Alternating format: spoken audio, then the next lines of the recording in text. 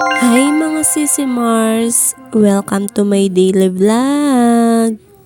Pasensya na pala sa boses ko mga Sisi Mars. Dahil not feeling well si Inday.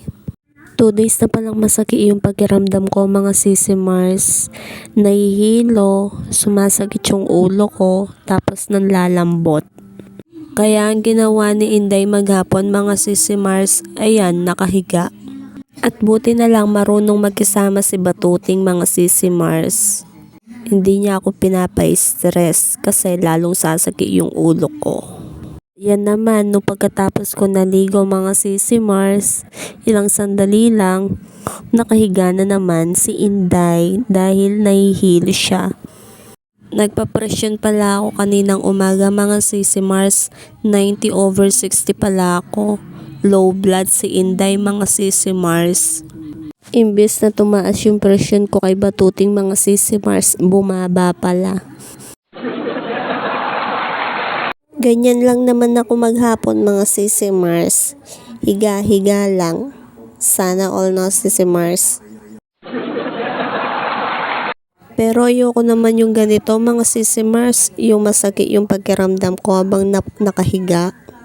Pero nakakaya ko pa naman mga Sisi Mars. Malakas kaya to. At bumili pala ako ng balot sa dumadaan dito mga Sisi Mars. Sigurado mga Sisi Mars, tataas na yung BP ko dito. Pero wala akong nalalasahan na balot mga Sisi Mars. Suka lang yung nalalasahan ko. Tapos yung dilaw sa balot lang yung kinakain ko mga Sisi Mars. Pero sisiw mga Sisi Mars, kapag nakita ko na yung sisiw, hindi ko nakakainin. Pero kapag hindi ko siya nakita, kakainin ko. O diba? Kaya dapat nakapikit ako habang kumakain ng sisiw.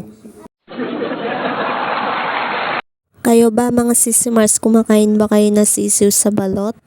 Sana okay na si Inday bukas mga Sisi Mars para makapaglaba-laba naman ako bago magpasko mga Sisi Mars. Para pagsapit ng New Year, walang labahin. O diba? Para 1 year akong walang labahin. Sana ganun na lang ng mga Sisi Mars. Yung every year na lang tayong naglalaba.